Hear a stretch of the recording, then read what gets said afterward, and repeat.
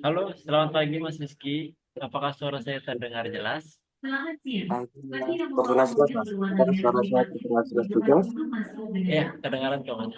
Gimana Mas Rizky kabarnya hari ini? Syukur baik ya, Mas. Alhamdulillah baik, Mas. Sehat?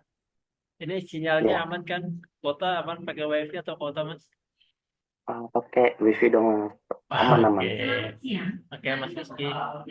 Kali ini kita akan melakukan sesi konseling menggunakan video conference ya Mas ya. Nggak apa-apa ya? Tahu, Mas? Oke, aman ya. Ya, Belakangan ya. cuacanya sering labil ini Mas, kadang hujan, kadang panas. Gimana Mas Rizky, mengganggu kesehatan atau mengganggu aktivitas nggak Mas? Lumayan mengganggu ya, Mas. Buat berangkat kerja, berangkat berangkat kuliah itu harus pakai jas hujan dulu. Kalau hujan deras itu nggak bisa ngapa-ngapain, Mas. Pakai jas hujan aja Waduh, kata tembus, Mas. ya mau bagaimanapun hidup harus tetap berjalan ya kata Mbak Bernadia ya Mas ya. Nah, betul banget, Mas. Oke, terima kasih ya Mas ya sudah tetap hadir di tengah kesibukan, di tengah cuaca yang tidak menentu ini. Kehadiran Mas ini sangat berarti ya Mas ya untuk proses kita, untuk proses konseling kita. Oke Mas, sebelum kita lanjut lebih jauh, apakah ada perkembangan dari apa yang kita bahas minggu lalu Mas? Sebenarnya belum banyak ya, Mas. Belum banyak perubahan.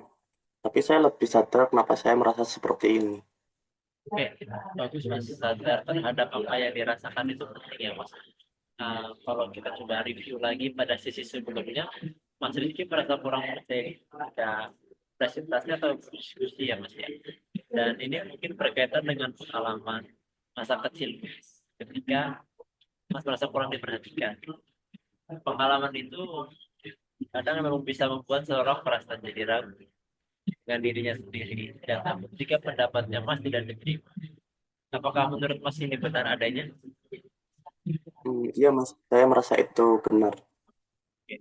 Jadi pengalaman masa lalu bisa menjadi alasan ya, salah satu alasan ya, kenapa manusia bersemangat dalam situasi tertentu. Namun di sisi lain, saya juga melihat bahwa sebenarnya manusia ini punya kekuatan. Kemarin Mas Rizky lihat saya KHS, kuliahnya bagus-bagus, rumah nilainya keren-keren. Uh, saya rasa Mas Rizky bisa memahami materi dengan baik. Apakah ini yang Mas Rizky rasakan juga? Iya, Mas. Saya merasa paham materi. Tapi saya takut untuk berbicara tuh loh, Mas.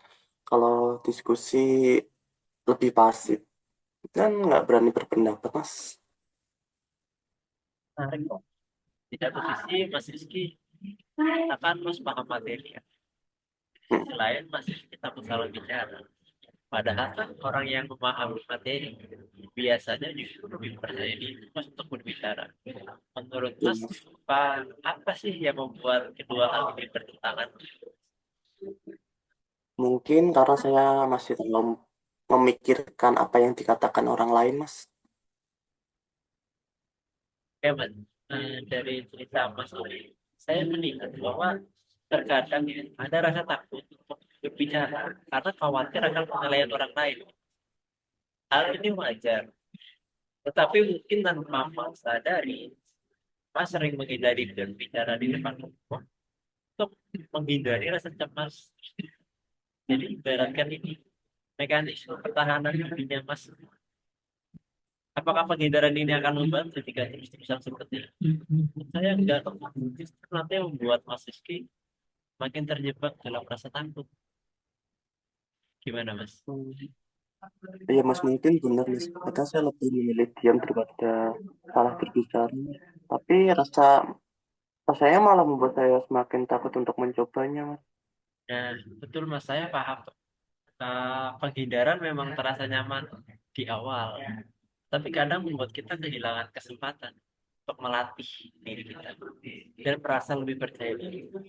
Bagaimana menurut jika kita coba cara yang lebih sehat untuk mengatasi rasa takut itu? Mungkin saya bisa coba berbicara sedikit demi sedikit, Mas. Oke. Mas, saya mau sharing sedikit ya. Dulu waktu SMA itu saya ada pelajaran public speaking. Jujur saat itu saya juga berpikir untuk berbicara. Saya akhirnya coba bertanya dikit demi sedikit, coba mengajukan pertanyaan. Lama-lama kecemasan itu kepercayaan diri saya bertambah. Sekarang malah jadi kepedean banget ini, Mas. Menurut Mas, apakah itu bisa menjadi langkah awal untuk Mas Rizky mencoba Mung- berbicara sedikit demi sedikit? Mungkin saja bisa, Mas. Oh, Mas, mungkin sih kok kayak nggak yakin gitu. Nih saya memperhatikan ada sedikit keraguan dan kecemasan di wajah Mas. Apakah benar Mas Rizky saat ini merasa seperti itu? Iya, Mas. Saya merasa ragu apakah saya benar-benar bisa berubah. Aduh, misalnya nih Mas, minggu ini, Mas Rizky, mau nggak coba berbicara satu kali di diskusi kelompok? Nggak perlu panjang-panjang, Mas. Untuk satu kalimat saja. Bagaimana menurut Mas? Hmm, baik, Mas. Saya akan mencobanya. Oke, bagus, Mas. Saya percaya Mas Rizky mampu melakukannya, Mas. Keren itu untuk mengelola rasa cemas. Bagaimana kita tambahkan teknik pernapasan yang bisa Mas coba sebelum berbicara? Gimana, Mas, caranya, Mas? Gampang. Ini juga berguna sih Mas kalau ketika saya sedang cemas, konsentrasi mau mengajar. Itu biasanya saya pejamkan mata dulu. Tarik nafas yang dalam, tahan, itu buang. Lagi itu sampai 3, 4, 5 kali Mas. Sampai benar-benar merasa tenang. Sampai benar-benar merasa percaya diri berani menghadapi. Coba Mas, Mas Rizky cobain deh. Coba Mas Rizky tarik nafas yang badannya tegak. Ayo, badannya tegak. Tarik nafas yang dalam. Wah, tarik nafas lagi. Wah, tarik nafas lagi. Wah, kurang lebih begitu ya Mas ya. Mungkin bisa dicoba ketika Mas Rizky buku mulai cemas.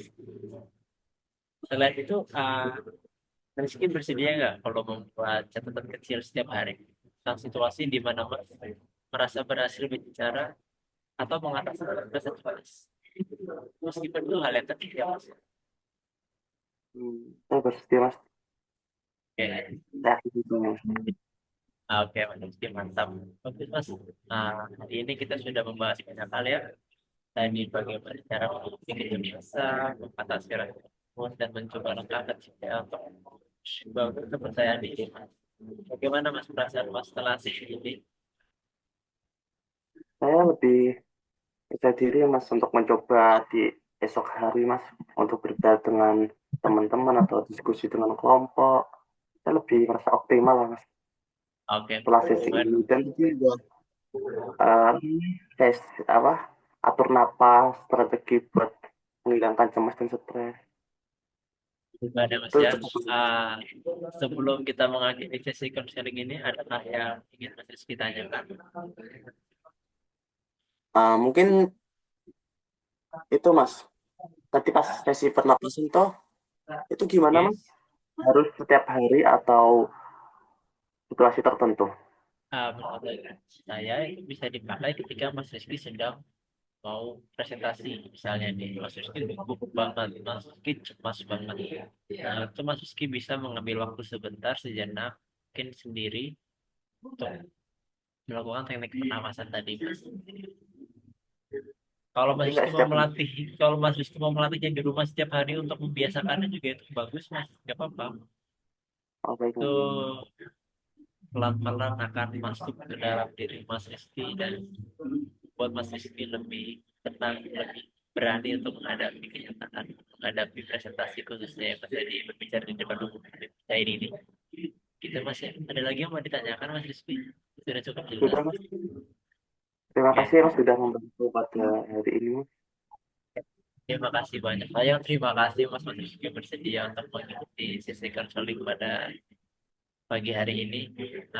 Semoga apa yang kita bicarakan, apa yang kita bahas sama-sama hari ini berguna ya pastinya bagi Mas Rizky, bagi saya, pasti berguna ke depan, buat kita ke depannya. Itu Mas Rizky, sehat-sehat selalu, Terima kasih, jaga Mas. kesehatan Mas. Oke, baik, semangat tetap semangat ya Mas Rizky ya. Oke, baik. Terima kasih. Sampai jumpa.